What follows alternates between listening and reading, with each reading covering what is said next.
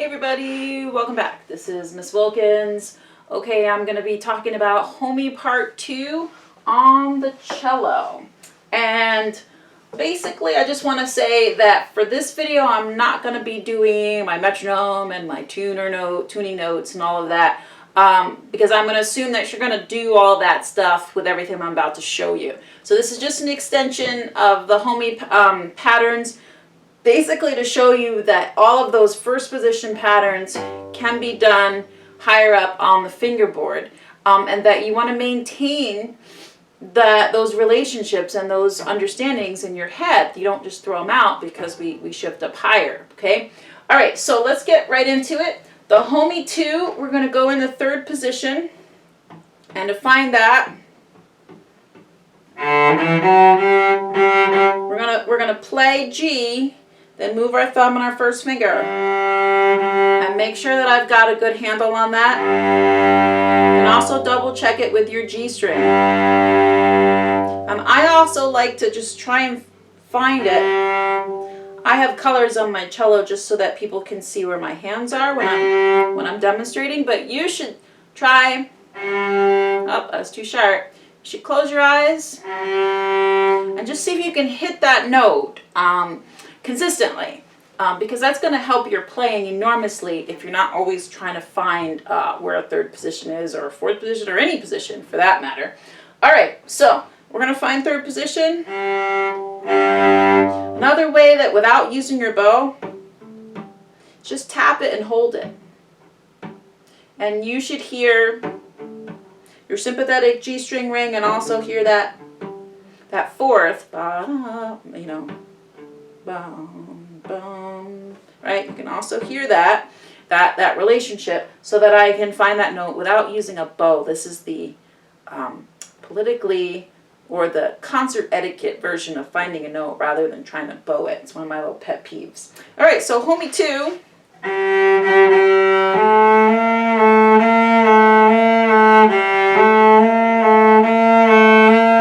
If that sounds sad and minor to you, that's because it is. If that sounds wrong, just sort of adjust your thinking, in that we're really thinking about the relationships, not the sound coming out of the cello. So it does sound like it's in a different tonality, but the relationship in your fingers is the same. All right, so if I move on to Homie Low 2, all we're going to do is just play second finger. Oops, sorry.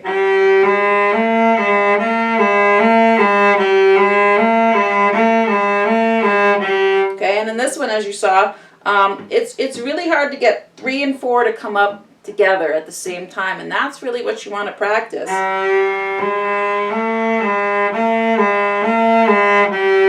Right? Coordinating those finger drops.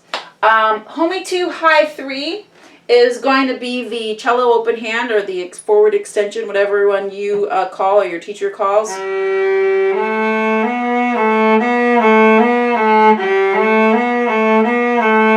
going to feel a lot easier down here in third position because you don't have as far enough to stretch. If you want to know about open hand position or extensions and things, check out my other videos in the Homie Part 1 series.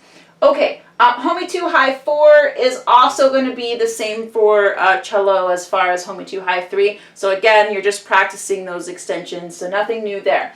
Moving on to Homie Low 2 high 3. I call this Spock because on the violin it looks like this: a half step, a whole step, and a half step. And if you've watched my tetrachord videos, then, you know, as cellos, you're going to just have to come over to our side a little bit and think in groups of 4 instead of groups of 3. But for you, playing wise, you still have to think in groups of 3. So in this one, we're going to start in third position. We're going to shift a half step to A flat, and then we're going to play A flat to B natural.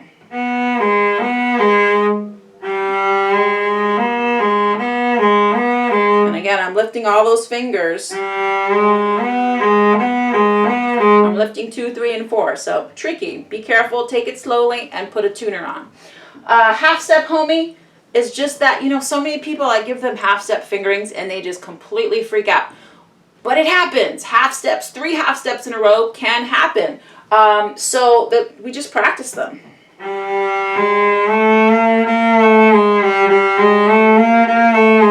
And on cello, you want to get your half steps nicely equidistant.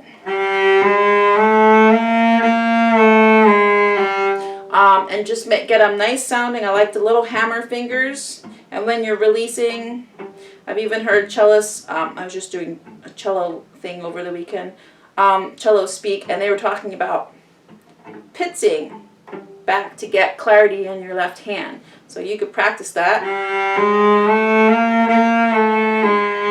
I get really tied up on fourth finger, still working on that. All right, and the last one is Max's Magic. This is a bass etude that I wrote out for the orchestra. I think it's great for the upper strings. We're going to play it in first position and just acclimate ourselves to a little tune.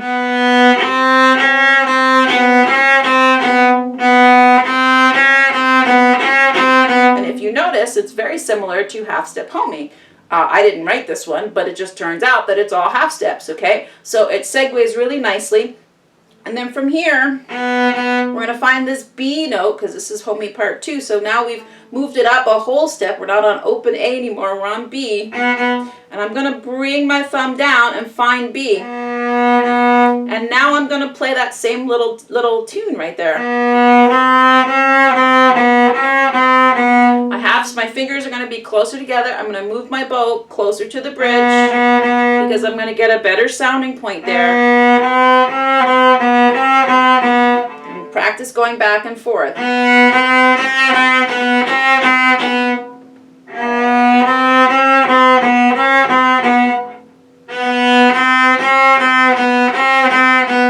Great exercise, and for those folks who want to challenge, you can start on any note and transpose this. So if you really want to challenge yourself, start on C, start on C sharp, start on D, and transpose the little melody around the fingerboard on different strings.